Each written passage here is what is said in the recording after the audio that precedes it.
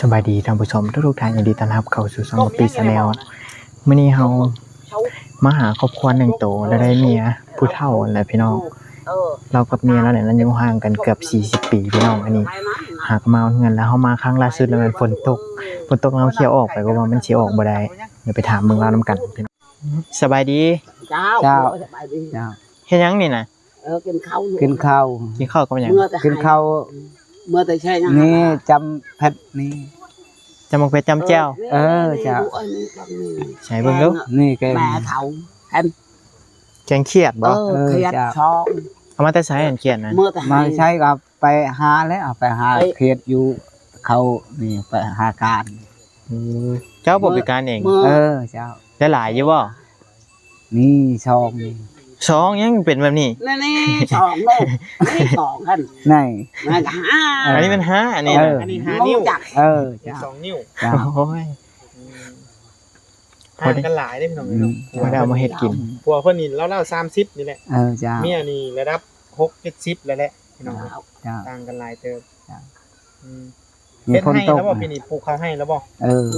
ปลูกแล้วทำนี้แหละชามนี้แหละยาวแล้วบ่ชามนี้แหละเฮ็ดลายให้อยู่ติน้อยเดียวในดูเลยน้อยเดียวเจ้านี่ช้ำชนชามนี้ชามมาต้นไปได้บ่เนาะวิทย์บ่เนาะโธ่เว้นมีผู้ใดแน่ไปให้นะไปจักคนไปให้นี่ไกลแล้วฮอดอยู่ห้วยจะไปกับไผไปให้นะไปมันปากกำนั่งใช่ป่ะเฮาก็ช่องมือทำมือนึงเฮาไปมืออย่าเฮาพักนี่เฮาชักจะเฮาชับเฮาชักจะเฮาชับมันต้นนี้ให้นี่อยู่พุ่นนี่อยู่ฮอดอยู่นี่แล้วเข่ายาวแล้วชับเฮาชักจะเฮาชับมาทะเลก็ทับดูเอ้ยอันน่ะอยู่แถวชื่อเจ้านี่ระเบิดก็มีบ่คือจะเหมือนว่าเฮ็ดให้เฮ็ดหยังนี่เคยมีคนถูกบ่อยู่บ้านนี่ไปแล้วเขาหาแล้วแต่เว็ดเด้มันเขาเอาแล้วบ่ย่านว่าบาดเฮ็ดให้เฮ็ดหยังแล้วถูกระเบิดย่านมันแตกใส่อันน่ะเฮาจุดหาให้นั่นบ่เห็นเฮาไปไกลมาอยู่เขายันมันแตกดูเอ้ยมาจุดให้จุดหยังก็ย่านอยู่แม่นบ่เฮาบ่ฮู้ดอกพี่น้องว่ามันอยู่ไสนี่ฝนตกนี่เปื้อหมดเหือนนี่โอ้เปียกหมดมื้อนั้นเข้ามาก็ฝนตกคือกันเนาะเอาแพะยากนั่นเอาแพะยากน่ะเอาไว้นั่นตกคู่มือมันบ่ฝนอยู่นี่นะเจ้าตกคู่มือมันน้อยหลวงพากันไปอยู่ไสบัดนี้เช้านี่ก็นั่งอยู่นี่ตลอดแจ้งเด้อฝนตกตลอดจนแจ้งยากเนาะมันยามฝนมาแล้วฝนเจ้าฝนตกนี่ลมไม่แห้งนี่ลมแห้งยันเฮือนปิวอยู่บ่ย่านได้ด้วยคันลมอย่าไปเอ้ยคันเฮือนปิวเฮ็ดแนวใดบัดนี้ย่านน้อยย่านซื่อย่านอยู่ล่างนี่ฝนตกเปียกหมดนี่เปียกหมดเลยพากันอยู่กองตารางบ่สองผัวเมียโดยเวลาฝนตกอยู่นี่ใช่อยู่ตารางอยู่ในลูกจ้าลูกเอ้ยตารางไม่อยู่น่ะถักคนอยู่นี่เปื้อหมดเนี่ยนอนแล้วบ่ได้ฝนตกนั่นจ้ะเอาขึ้นเชื่อก็เว้าทีละคนแหละเว้า2คนบ่เข้าใจบายไม่ไล่ไม่ละไม่ไว้แปลภาษาให้เมียอีกได้เปลี่ยนกันแปลให้กันได้บางทีผู้นี้บ่เข้าใจผู้นี้แปลภาษานี่ก็เฮาฝนตกในแห้งนี่เปื้อหมดนี่เปียกมากลมแห้งกับพัดนี่ก็หาย่านลมเลยให้ชื่อให้เสือมันใส่เสือสูตรนี่ได้ไม่ใช่นี่เสือเจ้าให้นี่เสือนี่เจ้าให้นี่เขาให้เสือเจ้าเสือเจ้าลืมนี่เจ้าให้นี่เฮานุ่งนี่แหละคือกันช่องเจ้าแล้วลูกเจ้าให้เนี่ยแหละนี่ตัวนี้ไปเท่าใส่นี่คือกันบ่เจ้าเฮานุ่งเชื่อบัดนี้เฮ็ดให้เฮ็ดหยังก็ได้อยู่เพราะว่ามันเชื่อเจ้าให้นี่ลูกอายเนี่ยให้เชื่อเฮานุ่งเชื่อเจ้านี่เกิบนี่ละหาดแล้วเพิ่นจะอยู่จะขายอะไรอายเจ้าลูกนี่เกิบนี่ละหาดนี่เกิบนะหาดนี่ เกือบเจ้าบ่นี่ เกิบเขาทิ่มจะเฮาเก็บ มันเข้าปะ เข้าปะจะเฮาเก็บนี่เกิบชอบแล้วบ่มี นี่นะ เข้าปะมัน เกือบเขาทิ่มแล้วบ่ เกิบเขาทิ่มแล้วก็เฮาบ่มีเกิบนี่ก็เฮาเก็บอยู่ทางเขาทิ่มเลย มามันเสียด ค่อยมีอยู่เกือบอยู่รถผลบ่ได้ถือมาค่อยผล คนตกในแห้งนี่เฮาย่านเฮือนลม มาบ่ เล ได้ ย บ้านเจ้าฝนตกแล้ว เข้ายาก มือนั่น คันรถอันน่ะ เนาะบ้านไหน ได้ ชื่อเจ้าก็ได้ออกไปนอกอยู่ป่ะ เอา ได้ออกไปนอกอยู่ป่ะ บ่เฮาก็เฮ็ดหญ้าเฮาชักเดี๋ยวเฮาเฮ็ดหญ้า แปลว่า ยังก่อน เทยา เชยหญ้า เทยาให้ เชยหญ้าให้เฮาชักแล้วจะเฮาเชยหญ้า บ่ได้ออกไปเลย จ้า แบบอยู่แต่น้ำปลาน้ำเขานั่นนี่เลยนี่ จะเฮาเฮ็ดโฮนี่เด้เฮาเฮ็ดโฮนี่ก็ย่านงัวแบะกินบักต้นนี่เด้ โอ้ยแม่กินมันต้น จ้า พุ่นก็พุ่นมันจุดมันทางเนี่ยมันจุดมันเชอะมันชักเข้าเพิ่มได้โบนึงเดี๋ยวหาปูแต้งปูโทจะไม่เก็บนั่น สบายกินเนาะ สุเจ้าก็ได้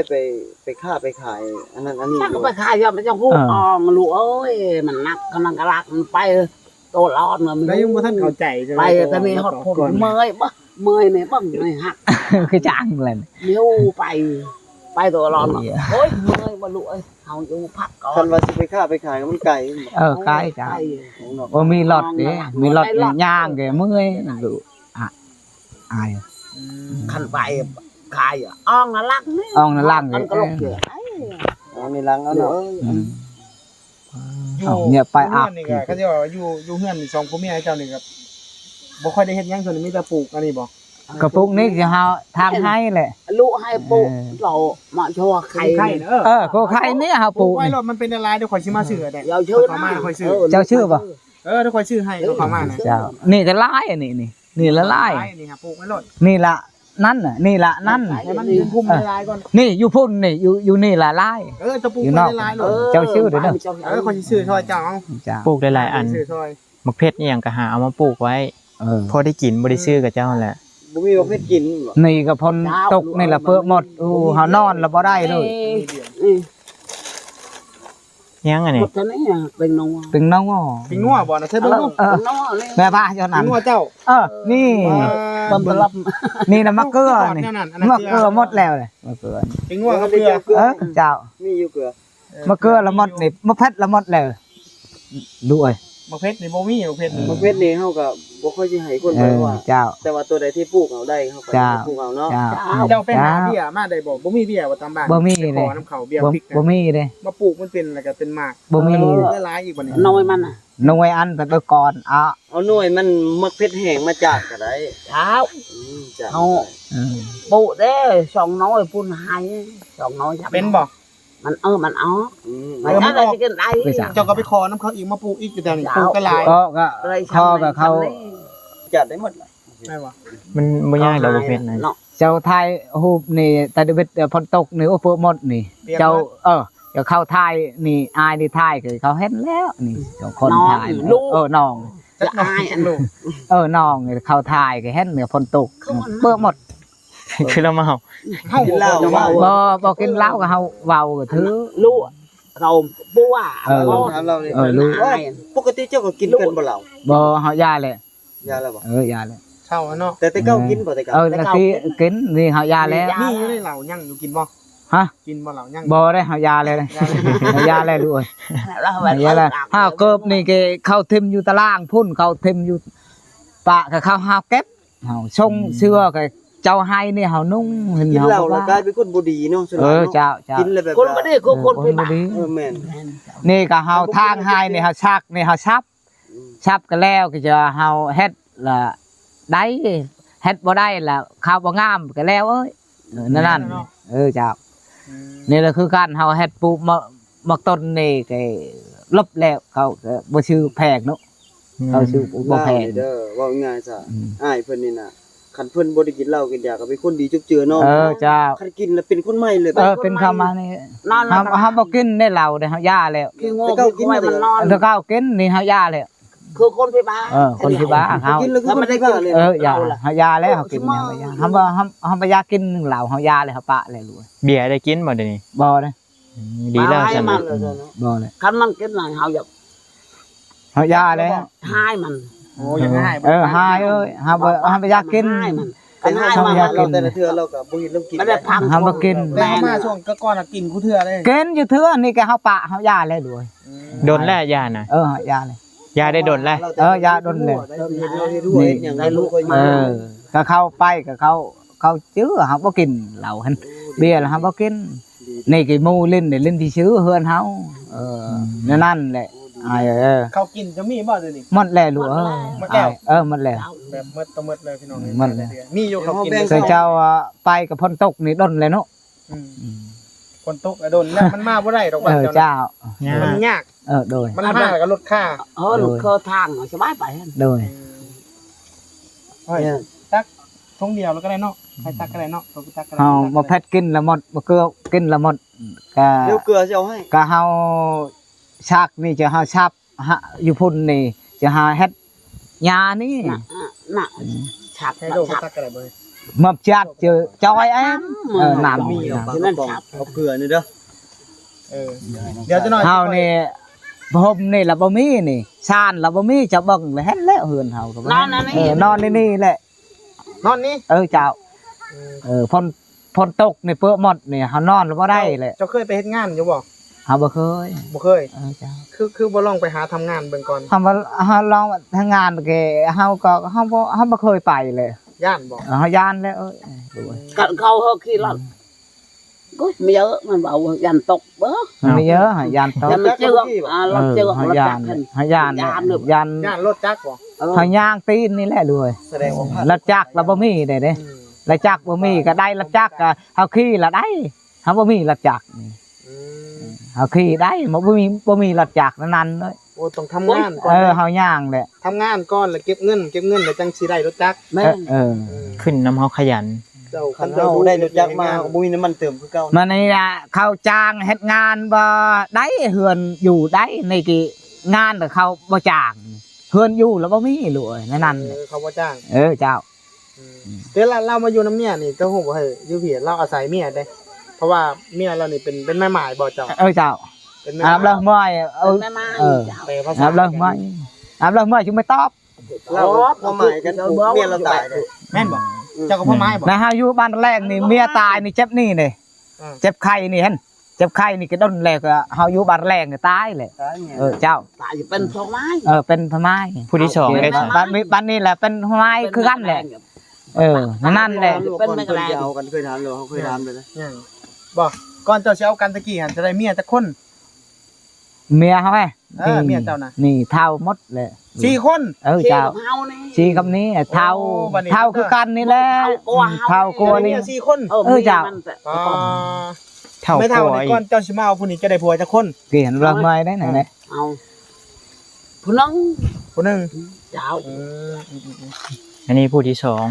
อันนี้เครื่องของทีมงานชุมเฮาไห้เด้อ เจ้า เอาไว้กิน ชุมเฮากับเบาใจนำกันนี่แหละเอาให้ช่วยเหลือเจ้า เจ้า โดย ของผู้ใหญ่เพิ่นฝากมาให้ เจ้า ฝากอันเพิ่นฝากเงินมาให้ซื้อเครื่องแจก เครื่องแจกอาจจะบ่รวมบ่หลายแต่ว่าแบ่งคนเล็กน้อย พอได้จุน ๆ เจือกับเจ้า ครับยังดีกลุ่ม ปลากระป๋องนี่ปลากระป๋องมีไข่ เรือ เจ้า ขอบใจเพิ่นแน่แหละขอบใจ เข้าใจ ขอบใจ กับใจรู้เอ้ย ลองเล่าเบิ่งอีกอันนึง เล่าสู่พังดู เล่าสู่ฟังต้นกำเนิดจึงมาเอากันนี่ไปเห็นกันได้ไดแหละเฮ็ดจัง ไปไปหน้าเลยเฮาไปเล่นนี่ก็เฮาไปเล่นนี่ก็เฮาไปหาเฮ็ดนี่ก็เฮาไปเล่นเมียนี่ก็เฮาให้เงินนั่นแหละ โอ้ให้เท่าไรเงินน่ะ หาเชฟแหละหาเชฟ เท่านึง5เชฟ เดือนนึงหาเชฟเจ้า 50 เลยแล้วมักเลยบ่มัน เขามักแล้วเขาบอกเลยก็เจ้าไปยะมักบ่ช่างกับครัวบ่เขาเมียเฮาเว้าไปเฮามักคือกันเลยนั่นเฮาเอาเลยแน่ ความหมายว่าเจ้าไปเว้าเสร็จแล้วว่าเจ้ามักเฮาบ่ นั่นแหละ แล้วเราตอบจะว่ามา นั่นแหละ คันมักแล้วเฮาเอากันบ่ แม่น แล้วเราตอบว่าเอา เอา แล้วก็เอากันเลย เจ้า เห็นกันจักมือ จักมือเห็นกัน นี่ 2มื้อ เอามาเลย เอาเลย โอ้เห็นกันได้2มื้อนึง เจ้า เอากันเลย ฮู้จักชื่อเราอยู่บ่ตอนเอาเราทำบิดน่ะ เขาเอาให้เงินนี่ก็เขาคอชื่อชูบเด้ บ่ เฮา เจ้า เจ้าชื่อซื้อเมียอยู่บ่ตอนเจ้าเอากันเห็นทำอิฐน่ะฮู้ชื่อแล้วบ่ละมืออันน่ะไม่ดังบ่ตอนเจอกันทำอิฐน่ะ ไปเล่นก็เจอกันได้บ่ เจอกันก็เฮาปลุกก็เขาลุกแหละ โอ้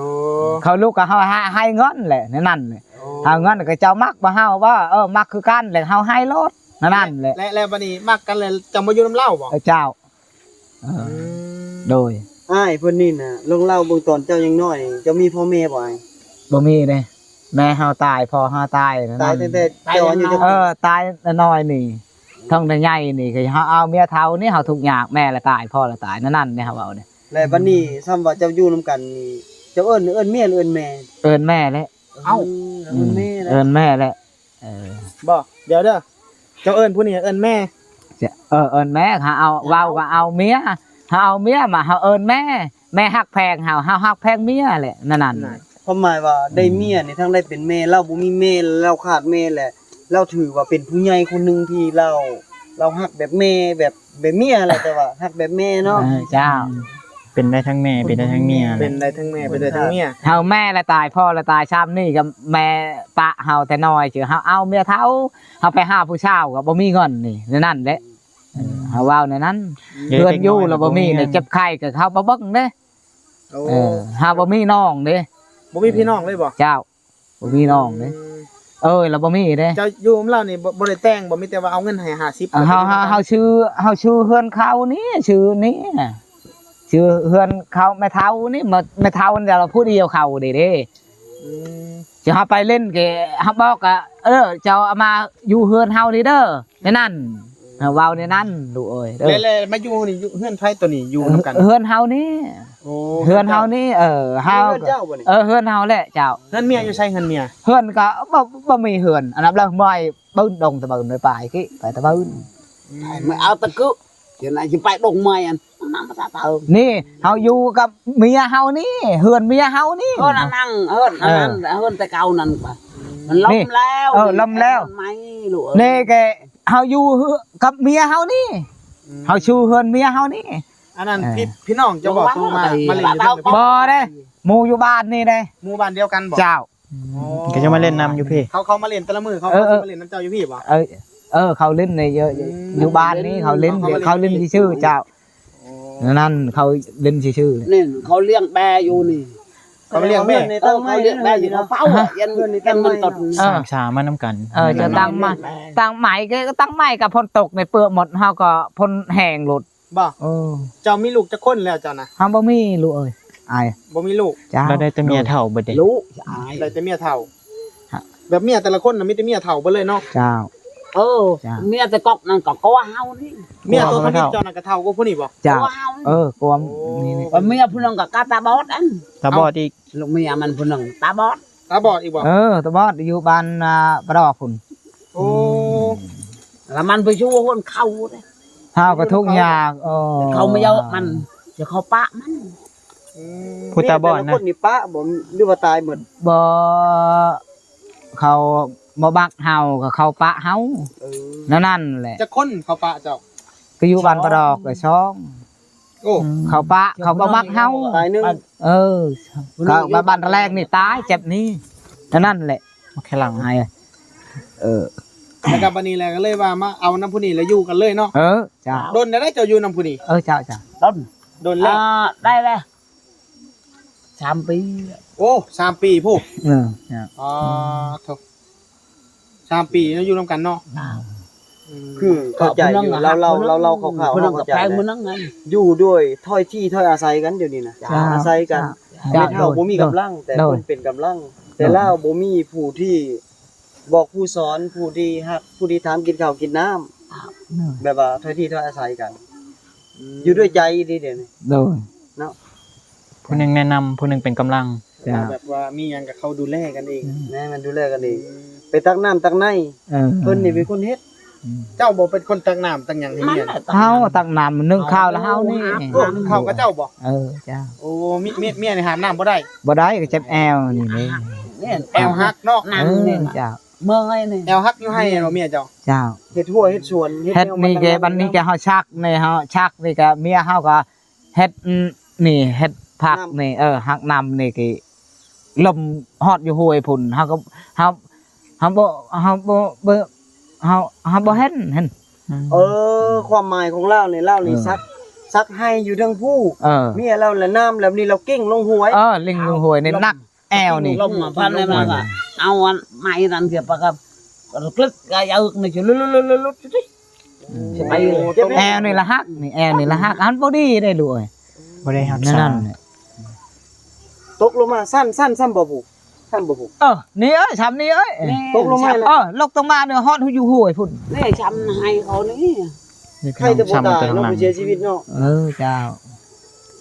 แอวหักแล้ว เฮาก็ เฮ็ด พ่น เวีย ต ก ก หนั นี่พ่นตกนี่คือเจ้ามานี่เจ้าทายนี่โอ้เปื้อหมดเฮาบ่มีนอนเลยลูกเอ้ยนั่นแหละ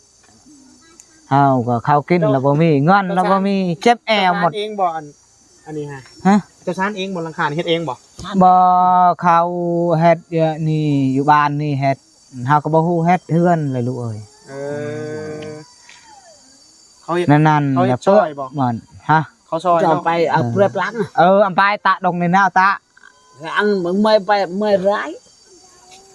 นี่ก็เฮาไร่นี่ก็เฮาไร่นี่ก็เอากับ นี่เชียว พ่นเปื้อหมดนี่พ่นตกนี่แห้ง เอาเชอะ